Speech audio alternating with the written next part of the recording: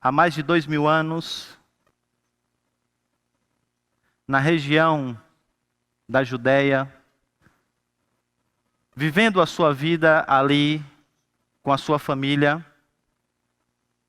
aprendendo das verdades do Senhor. Afinal você faz parte do povo escolhido de Deus, você vai à sinagoga, você lê o Antigo Testamento, você tenta compreender quem é Deus e qual é o seu plano salvífico, tenta compreender qual é a vontade para a sua vida. Quando de repente surge um mestre, ele é um novo mestre. As pessoas começam a seguir esse mestre e as informações sobre a sua vida e sobre os seus ensinamentos começam a se espalhar sobre toda a comunidade, e essas informações também chegam aos seus ouvidos. Você começa a ouvir falar desse mestre. Mas um dia você é surpreendido pela presença desse mestre, e não apenas pela presença desse mestre, mas também por um chamado inesperado. Ele olha bem dentro dos seus olhos e ele diz: segue-me. E você então, tomado por aquela surpresa, mas feliz pelo privilégio de agora andar com esse novo mestre, você começa a andar com esse mestre. E você começa a descobrir coisas grandiosas sobre esse mestre.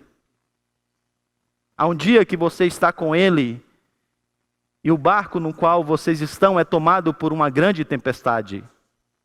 E você vê esse mestre agora tendo atitudes da divindade. Isso traz surpresa ao seu coração. E você descobre que de fato ele é o grande Messias esperado. Ele é o Emanuel. Deus agora está conosco e eu tenho o privilégio de estar ao lado desse mestre, pensa você. Nas suas andanças, você vê o mestre discutindo com outros mestres. Você o vê respondendo uma pergunta com outra pergunta. Você vê ele tendo alguns insights que de fato mostra a grandeza da sua sabedoria. E você está espantado com tudo isso. Você está alegre, porque você entende que você agora faz parte de um novo reino. Você está do lado do rei. Você pode andar com o rei. Você tem descoberto com ele coisas extraordinárias. Algumas coisas que você lia anteriormente, que você não entendia, agora você pode consultá-lo e ele está explicando essas coisas para você. E você faz parte de um grupo que tem acesso a uma revelação nunca vista antes. Ao entendimento de algumas coisas relacionadas à lei, nunca percebidas antes. E tudo isso é dado a você. Deus está presente no meio de você. Deus está agora ensinando coisas extraordinárias para um grupo no qual você faz parte. E esse é o grande privilégio. Mas de repente, você está lá em mais um dia de caminhada com o mestre. Ele reúne você e todos os demais que são os seus seguidores. E ele diz: é chegada a minha hora. Na verdade, esses são os meus últimos dias aqui na terra. É necessário que eu vá. É necessário que eu morra. É necessário que eu volte para junto do Pai. Essa informação cai como uma bomba, não só para você, mas para todos que estão à sua volta. E aí, o que reina é exatamente isso. Um silêncio. Ninguém sequer ousa falar alguma coisa inicialmente. Aí você está lá naquele grupo, você olha para um lado e vê um dos seus colegas, que também é discípulo de Jesus, e você diz: esse cara não dá para liderar essa comitiva. Você olha para o outro e vê mais um outro colega que está seguindo a Jesus, e você diz: ele também não vai segurar as pontas. você começa a pensar: o que será então agora de nós? Como que nós vamos entender todas as coisas que nós temos compreendido? Quem agora vai nos consolar? Quem agora vai nos exortar? Quem nos ensinará as coisas do reino do Senhor? Quem será o nosso mestre? Quem será o nosso conselheiro? E agora que estava tão bom tendo a presença de Deus, Deus resolve mais uma vez se afastar de nós. Teremos que voltar novamente a nos encontrarmos com Deus no templo ou no tabernáculo. Era tão bom tê-lo todos os dias diante de nós. É exatamente quando essas coisas passavam na cabeça dos discípulos que Jesus então disse: não se turbe o vosso coração. Não se atemorize. Não. Eu tenho algo para dizer para vocês. Eu vou para junto do Pai. E é necessário que eu vá para junto do Pai. Mas quando eu for, eu vou enviar o outro Consolador. Eu vou para junto do Pai, mas isso é necessário para que o outro possa vir, para que o Paracleto possa vir. E é exatamente isso que vai ser dito aí por Jesus, em João capítulo 14, 15 e 16. E a nossa série então vai tratar exatamente desse outro que Jesus haveria de enviar, juntamente com o Pai. Nessa primeira mensagem, nós vamos falar sobre a vinda desse Consolador. No próximo domingo, o pastor Heber falará sobre o testemunho que será dado por esse Consolador sobre Cristo. E como ele também agora vai impulsionar os seus discípulos, para que possa também dar esse mesmo testemunho. Não apenas agora em Jerusalém, na Judeia, mas na verdade por toda a terra. O testemunho será dado através da ação poderosa do Espírito Santo de Deus. E finalmente, ele vai falar sobre a grande missão desse Consolador. Como ele virá para nos convencer do pecado e do juízo. Como ele virá para nos guiar às grandes verdades de Deus. E como ele virá para fazer e para cumprir uma das suas maiores obras. E as palavras de Jesus são: ele virá, porque ele glorificará a mim. Ele virá para trazer glória a Cristo Jesus. Então nessa manhã, voltemos a nossa atenção para João, capítulo de número 14, dos versos 16 até o verso 31. E vamos pensar então sobre a vinda desse Consolador. Eu queria então chamar a sua atenção e queria que você abrisse a sua Bíblia. E queria que você prestasse atenção, inicialmente, aos primeiros versos desse texto. Versículo de número 16 diz assim: e eu rogarei ao Pai, e Ele vos dará, Ele enviará, estou lendo na atualizada, outro Consolador, a fim de que esteja para sempre convosco, o Espírito da verdade, que o mundo não pode receber, porque não vê, nem o conhece. Vós o conheceis, porque Ele habita convosco e estará em vós. Eu queria chamar inicialmente a sua atenção para uma coisa importante que é apresentada aqui pelo evangelista. João diz que Jesus disse que ele enviaria outro Consolador. E essa palavra outro, ela precisa nos levar a entender inicialmente duas coisas. A primeira delas é que esse é um outro do mesmo. Há duas palavras gregas para outro que são mais usadas. A primeira delas é a palavra héteros, que nós conhecemos. É daí que vem, por exemplo, a palavra heterossexual, que significa outro no sentido de que é distinto. No entanto, há uma outra palavra grega, a palavra allos, que significa outro no sentido de que é diferente, mas não outro. Diferente, mas do mesmo. Nós não podemos pegar essas palavras e criarmos aqui uma doutrina em cima dessas palavras que nós poderemos cair em uma falácia. No entanto, é muito importante nós entendermos que João não usa essas palavras por acaso, ou essa palavra outro por acaso. Ele quer mostrar, e aí o seu evangelho vai mostrar isso, as suas cartas também apresentarão isso, que de fato Jesus Cristo vai enviar outro que é parecido com ele. É outro que é do mesmo. É outro que tem a mesma natureza. E aqui nós entendemos então, primeiramente, que o Espírito Santo que seria enviado à sua igreja, de fato é uma pessoa. Bem, isso aqui nem precisava ser dito em um contexto eclesiástico. Nós não precisávamos falar sobre isso na igreja. Mas o Espírito Santo é tão mal entendido e tão maltratado nos nossos dias, que ele é apresentado como se fosse uma força.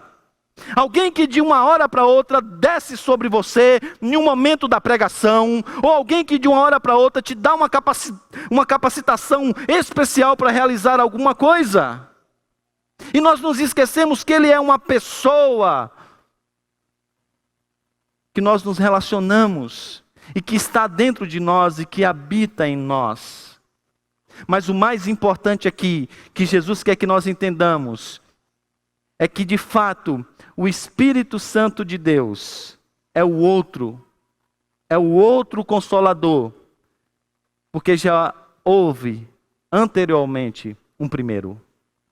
Só existe o segundo, porque existe o primeiro. E esse é o ponto de Jesus.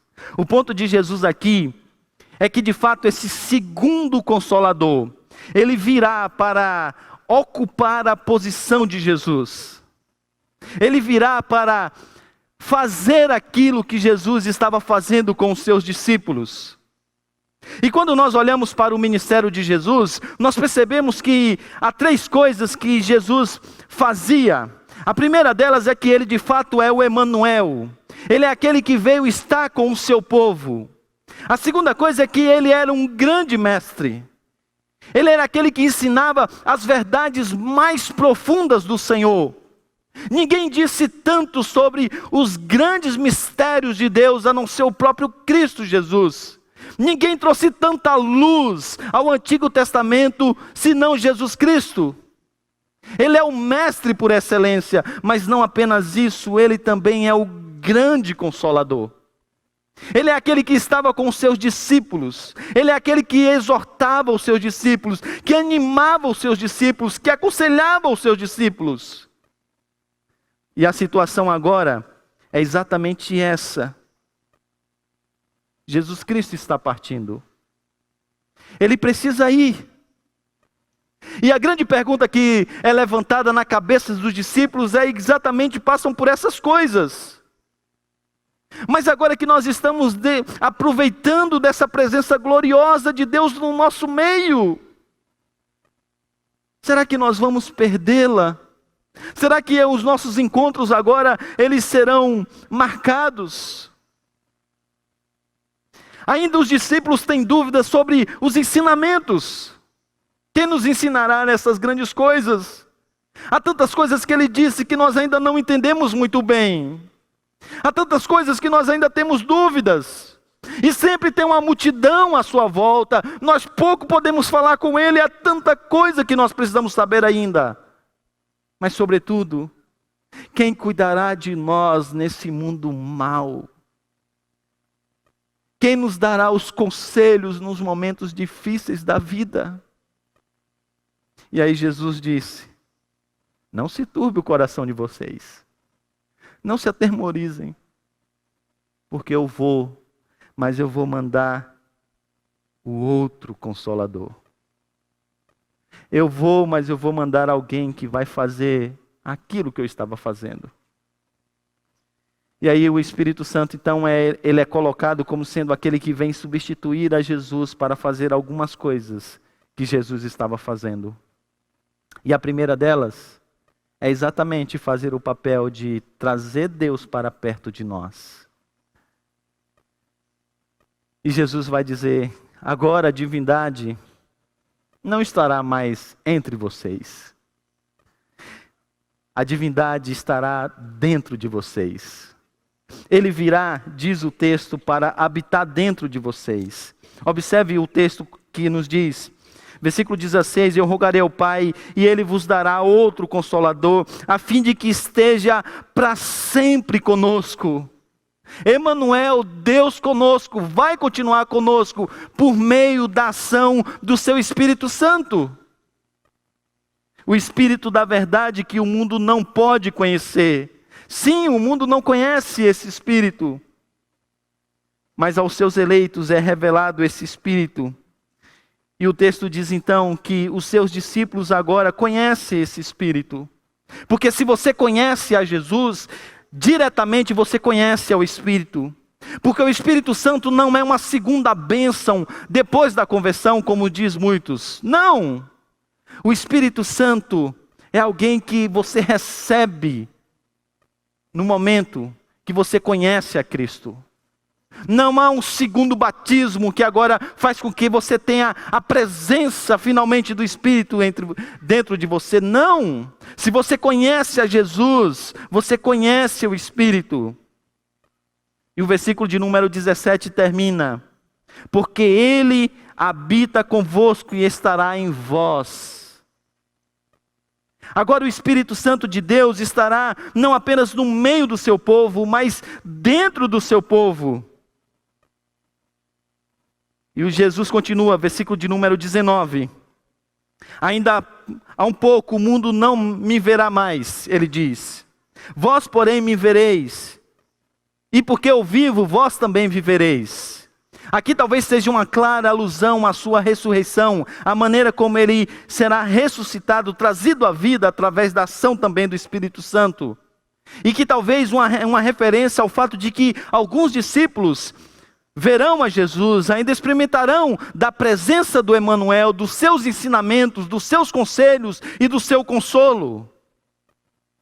E ele diz: naquele dia vós conhecereis que eu estou em meu Pai, e vós em mim, e eu em vós. Agora Cristo estará conosco, nós estaremos nele e ele em nós.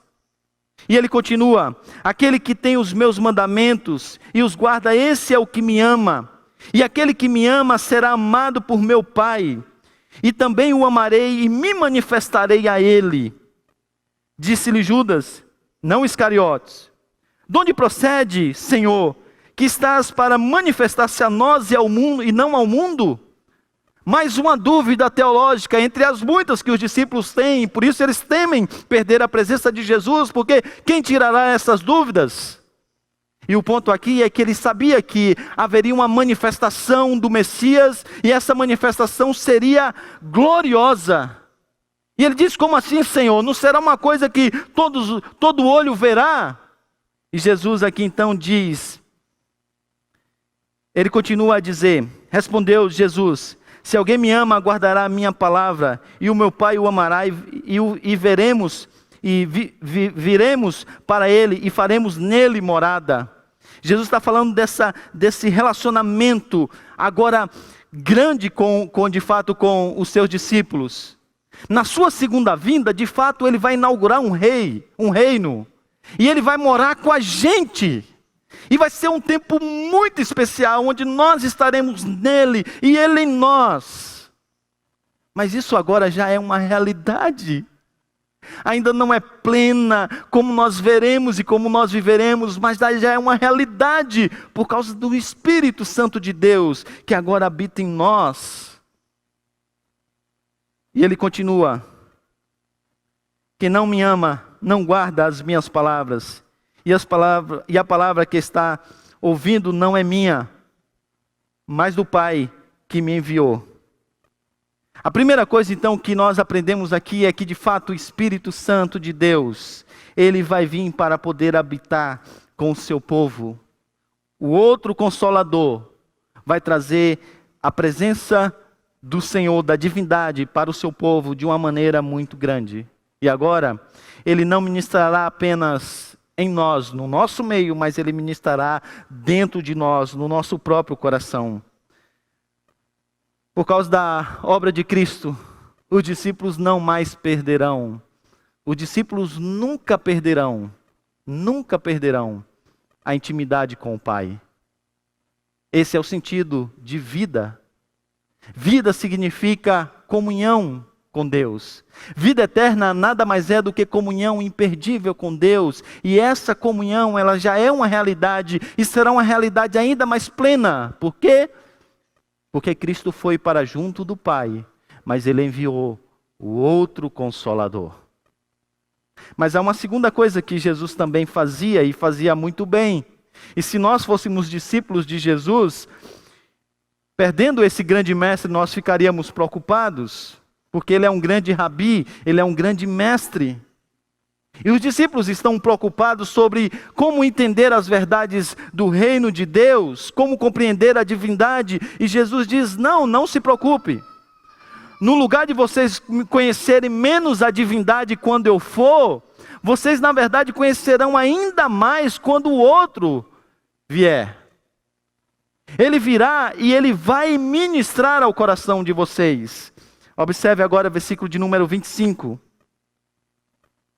Isto vos tenho dito estando ainda convosco. Mas o Consolador, o Paráclito, o Espírito Santo, a quem o Pai enviará em meu nome, esse vos ensinará todas as coisas e vos fará lembrar de tudo o que tenho dito. Há duas coisas aqui que Jesus diz. A primeira delas diz respeito apenas aos apóstolos. Jesus diz que o Espírito Santo de Deus vai fazer com que os apóstolos tragam à sua memória todas as coisas que Jesus havia ensinado. Está aqui então em mente o Novo Testamento que seria escrito. E uma das doutrinas que nós temos, que está conectada à obra do Espírito Santo, é o fato de que Ele é aquele que inspira a palavra de Deus. Toda a Escritura, diz Paulo, ela é inspirada por Deus.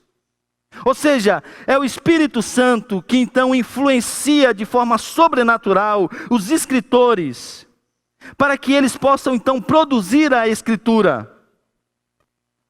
É o Espírito Santo que os guia para que ele possa fazer essa tarefa sem nenhum erro. É por isso que nós acreditamos na infabilidade das Escrituras, na inerrância das Escrituras. E Jesus está dizendo aqui, eu falei muitas coisas para vocês. E o outro, Consolador, vai trazer essas coisas à memória de vocês. Tudo que vocês precisam ensinar à igreja, vocês vão ensinar no poder do Espírito Santo. Ele virá e ele trará à memória de vocês essas coisas. Mas não apenas isso, diz também que ele vai ensinar aos discípulos essas coisas. E isso se aplica a nós. É ministério do Espírito Santo nos fazer compreender as grandezas e os mistérios da divindade. É o Espírito Santo que agora está habitando e ministrando no coração dos discípulos, que os levará a entender a beleza da pessoa e da obra de Cristo, de tal maneira que eles chegarão a conclusões extraordinárias sobre a divindade e sobre o plano eterno de Deus. Porque o Espírito Santo de Deus está trabalhando agora e ministrando aos seus discípulos, no meio dos seus discípulos. É por isso que nós agora, quando vamos estudar a Bíblia, nós falamos que nós precisamos da iluminação do Espírito Santo, ou seja, precisamos que Ele trabalhe nas nossas mentes e nos nossos corações. Isso nos leva então a algumas aplicações, e eu queria chamar a sua atenção para elas. A primeira delas, uma das obras mais extraordinárias e belas do Espírito é nos conduzir à verdade. As pessoas estão buscando a presença do Espírito Santo. As pessoas elas querem estar cheias do Espírito Santo, porque elas querem experimentar dessa obra extraordinária que é realizada por Espírito Santo. E elas estão buscando falar em línguas, elas querem profetizar, elas querem curar, elas querem que o Espírito Santo faça as coisas extraordinárias na vida delas e no meio da igreja. Mas uma das obras mais extraordinárias do Espírito Santo de Deus é conduzir o seu povo à verdade. E a verdade não é uma ideia, é uma pessoa que tem um nome: Jesus Cristo.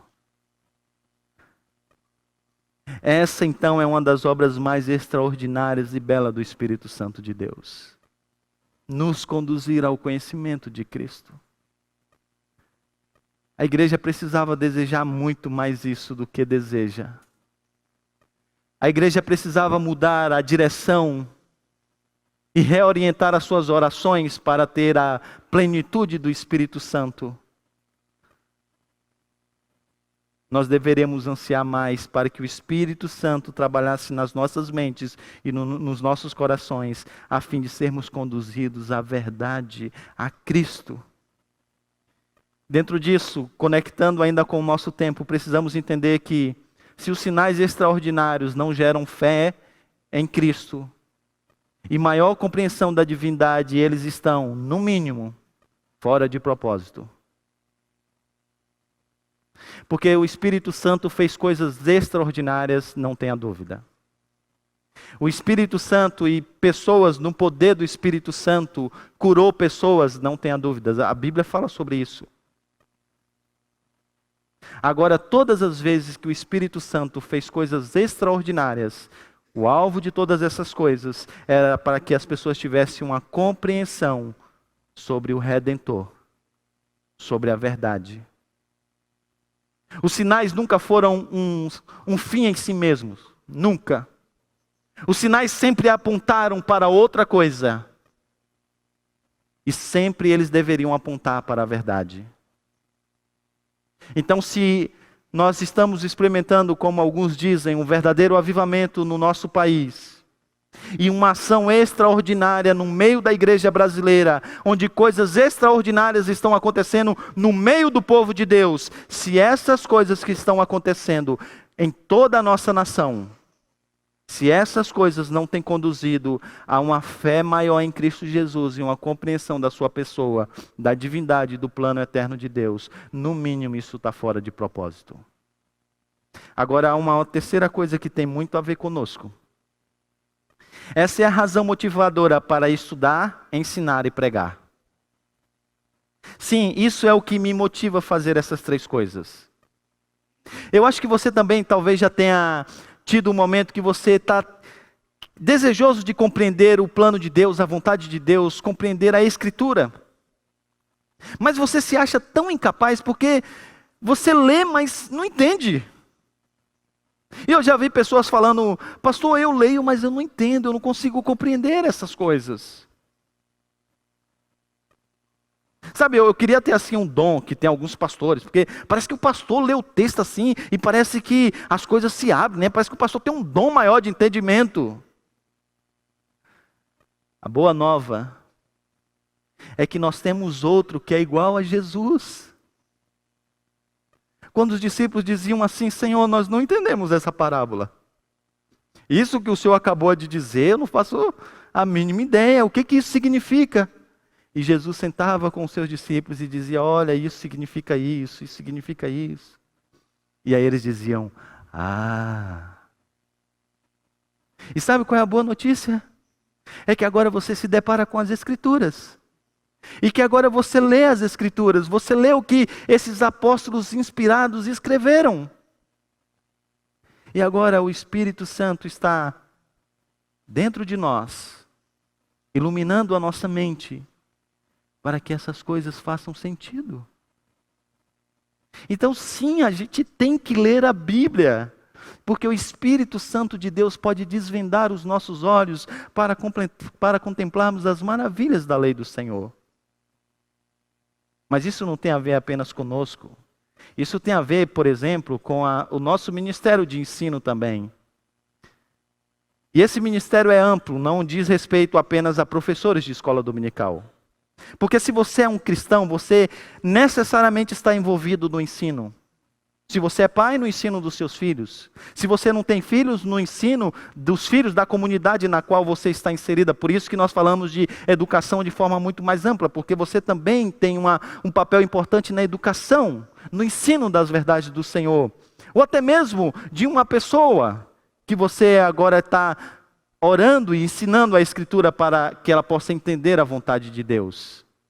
E a boa nova, gente, a boa nova é que mesmo a gente não tendo essa capacidade de oratória, mesmo a gente não tendo assim um jeito muito claro de dizer as coisas, a boa nova é que o Espírito Santo de Deus, ele trabalha por meio da palavra de Deus que nós professamos. E essa é a razão pela qual eu estou motivado, por exemplo, a ensinar o Evangelho à minha filha. Não está no fato de que eu vou usar a criatividade para fazer com que a história seja mais dinâmica e ela preste atenção. Se você puder fazer isso é bom. Mas é porque eu sei que o Espírito Santo de Deus pode abrir os olhos dela para que ela entenda essas verdades do Senhor. E agora eu posso ensinar com a esperança de que isso pode acontecer. Porque não depende da minha criatividade, do meu potencial, da minha condição. Depende do Espírito Santo que agora trabalha na mente e no coração dela, agindo como Jesus agia para com os seus discípulos.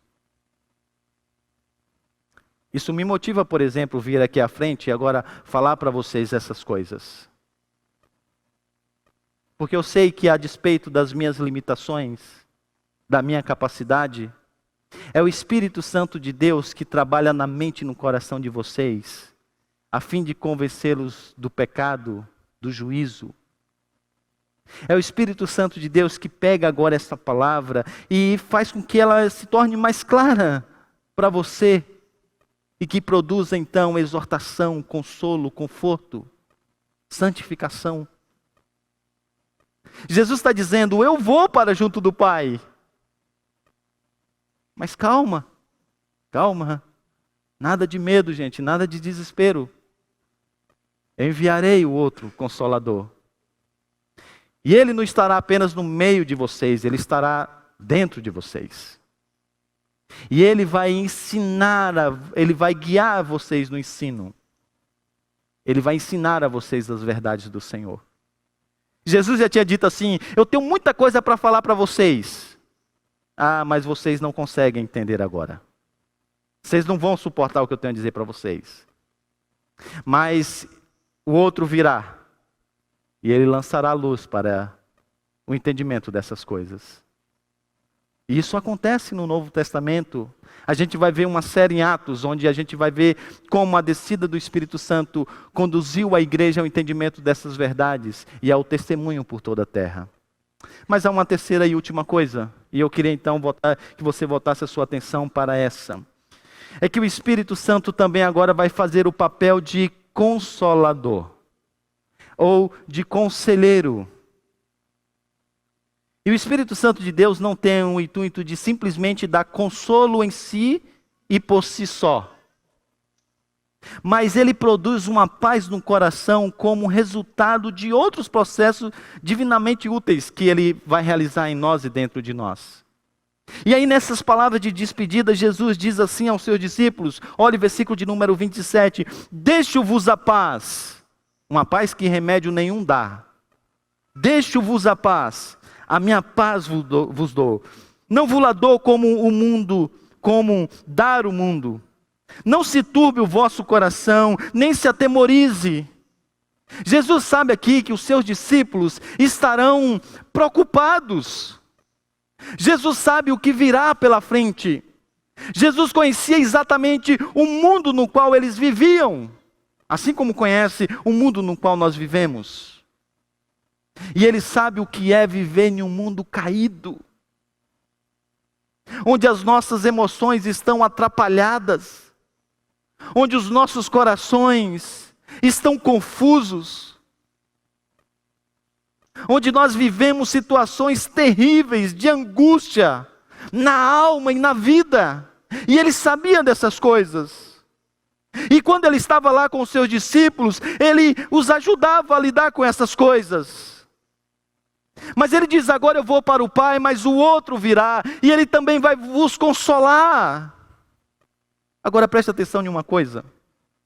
Quando nós falamos do Espírito Santo de Deus tendo um consolador, não é como nós normalmente entendemos. Você já viu que nós nos referimos ao Espírito Santo de Deus como um consolador, basicamente em momentos de perda, em um velório? Nós não sabemos o que falar, nós abraçamos a pessoa e dizemos que o Espírito Santo de Deus te console. E é uma verdade que nesse momento o Espírito Santo de Deus está consolando. Mas não pense que o Espírito Santo de Deus é alguém que chega exatamente nesses momentos difíceis e diz: aqui estou eu, Paracleto, aquele que foi chamado para estar do seu lado. Estou aqui, você não está sozinho. Como se ele fosse um divino companheiro para esses momentos de dificuldade. Não! É isso, mas é muito mais do que isso. Preste atenção na beleza dessa expressão. O Espírito Santo de Deus foi o primeiro conselheiro bíblico que existiu. Sabe por quê? Porque ele iria consolar através do ensinamento da verdade. O Espírito Santo de Deus faz de maneira profunda e plena aquilo que nós, pastores e presbíteros, tentamos fazer da melhor maneira possível. Que é trazer conselho e conforto através da Escritura.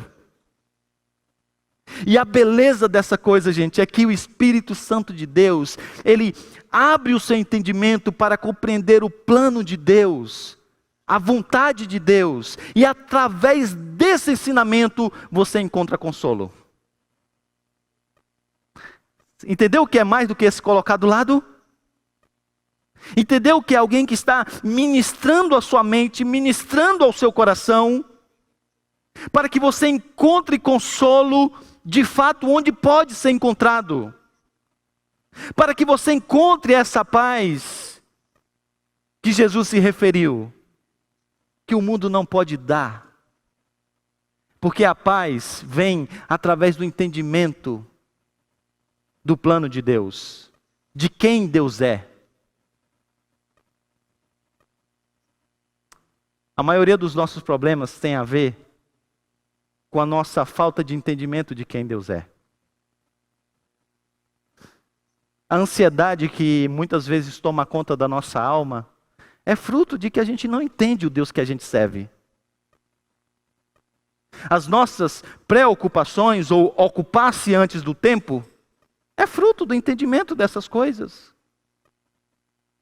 O nosso desejo de buscar satisfação em outras coisas e não em Deus é porque nós não entendemos que Ele é todo suficiente, é tudo que nós temos e tudo que nós precisamos.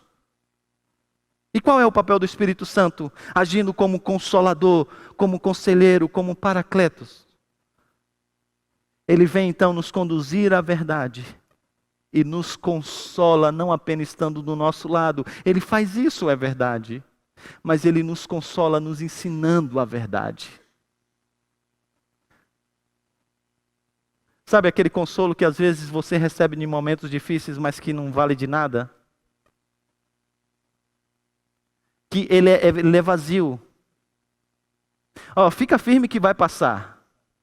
Pega, 3 anos já que eu vivo nisso, fica firme, vai passar? Mas tem 3 anos já, é o 4º que eu tenho lutado com isso. Fica firme, vai passar? Sabe essas frasezinhas de efeito? Não faz sentido, porque não tem conteúdo. E o consolo que ele vai dar faz sentido, porque é um consolo que vem carregado de conteúdo.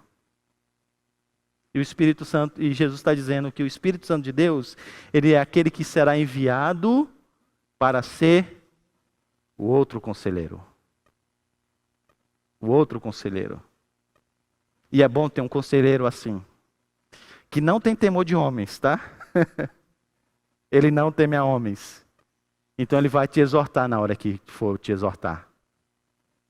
Ele vai usar os meios devidos para fazer isso. Ele vai te exortar na hora que ele tem que te exortar. Ele vai trazer palavras que realmente geram conforto no momento de dor. Ele vai fazer isso. Ele vai fazer isso.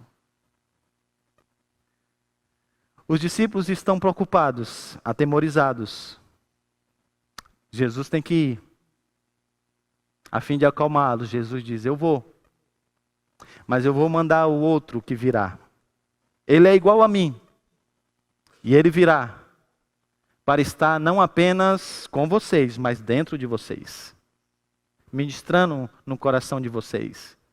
Misteriosamente, eu nem tenho tempo de entrar nisso, mas o texto diz que Jesus também vai habitar em nós e nós nele. Ele virá também para ministrar aos nossos corações. Por isso, fique firme. Disponha a estudar e a ensinar. A boa notícia é que não depende de você, isso é muito bom. E ele virá também para ser o nosso consolador. Nós vivemos em tempos difíceis. A nossa alma está angustiada. Os nossos dias são maus. A boa nova é que nós temos um consolador. Um consolador. Que está conosco. Por isso, igreja, vamos à frente. É isso que Jesus está dizendo aos seus discípulos. Vamos continuar firmes. Vamos lutar. Vamos caminhar. Porque de fato, nós temos o outro Consolador. A vida pode ser transformada porque Ele tem o poder de regenerar. Você pode ser outra pessoa. Sim, você pode mudar. Não por você mesmo, mas porque o Espírito Santo de Deus habita em você e trabalha na sua vida e no seu coração. E sobretudo, sabe aqueles momentos de dificuldade, de luta que você pensa que está sozinho e de fato você se acha até mesmo sozinho, na escuridão do seu quarto, na angústia da sua alma? A boa notícia é que nós temos um divino companheiro. Vamos nos colocar de pé? Eu queria convidar a você para que pudesse cantar esse hino que fala sobre o Espírito do Eterno Deus. E que nós fizéssemos desse hino a nossa oração. Espírito do Eterno Deus, opera em nós. Espírito do Eterno Deus, opera em nós. Nós temos tido um coração duro para reconhecermos algumas coisas e mudarmos a nossa vida. Por isso vamos pedir a Ele: quebranta-nos. Nós temos passado por dias difíceis, por isso vamos pedir a Ele: consola-nos. Parece que os anos passam, a gente faz novos compromissos, mas a gente não muda, é a mesma coisa. Por isso a gente vai pedir: transforma-nos, transborda-nos. Espírito do Eterno Deus, opera em nós. Vamos cantar, vamos pedir isso ao nosso Deus.